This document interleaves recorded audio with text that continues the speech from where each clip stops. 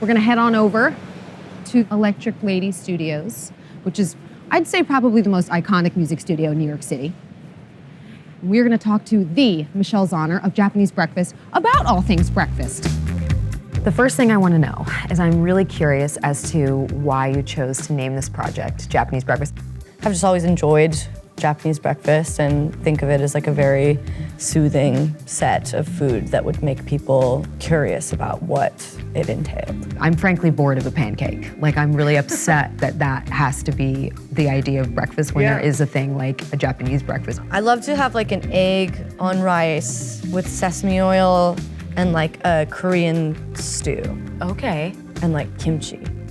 If I'm going to town. That's like, after a tour, that's like the breakfast that I'll make for myself that kind of grounds me back into reality. How did your mom make kimchi? My mom did not make kimchi. We bought kimchi from the store. So I think that my mom would think it's very funny that I got into making kimchi. I really enjoy the process of making it. Really? It's like extreme baking because instead of waiting for like 2 hours, you're waiting for like 2 weeks to see if it worked out or not. So to segue to crying in H Mart, I have so many questions about this project. I had a very difficult relationship with my mom. My mom was a substance abuser my whole life and in and out of foster care. And I've often said that even though that experience was really traumatic for me, that my mom is truly my greatest inspiration, you know? While I was reading your book, it was really special and made me miss her a lot. Our personal tumultuousness came from coming from very different cultures and having this immigrant parent with no reference point of what our relationship looked like in other people. I realize now all the things that I kind of hated her for, resented her for growing up are things that I'm really glad that she bestowed upon me. I have such a tremendous work ethic because of her, and I am very much who I am because of the way that she raised me, and so she's very much a big inspiration to me. How did this book come about?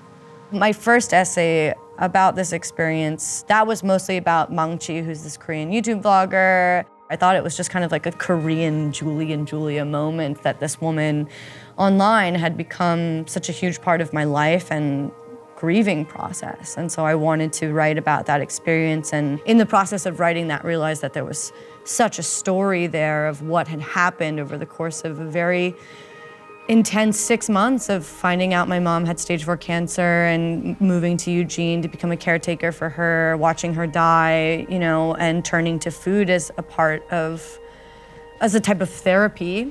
It is also about being connected to just Koreanness.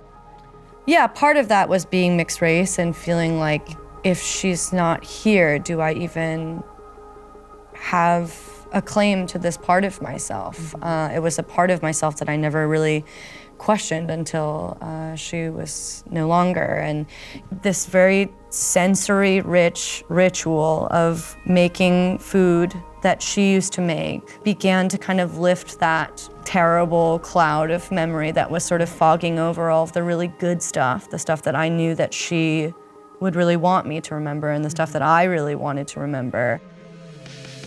H Mart, what do you get when you go?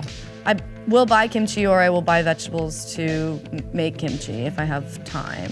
I usually buy like pork belly, which I cook with a lot, that kind of enriched stocks. Oh, I love fat in any kind of sauce or stock. They have like a sashimi section, so I'll typically buy like a log of salmon to like steak. It's actually like a really cheap hack. You could like a log of salmon. Yes. And then you cut it like sashimi style, and I'll like make hand rolls at home with like seaweed and like avocado and like a rough sushi rice. Food and feelings are absolutely, they intersect, or at the very least are adjacent to each other. Food is a huge way that I really dealt with trauma. I think that's why I ended up being a cook. It's kind of like the ultimate self-care, yes. You know? When you go into an H Mart now, do you still cry when you go in there? I definitely don't cry like I go to H Mart like probably like once a week, but like, and it would be like horrible if I cried every time I went.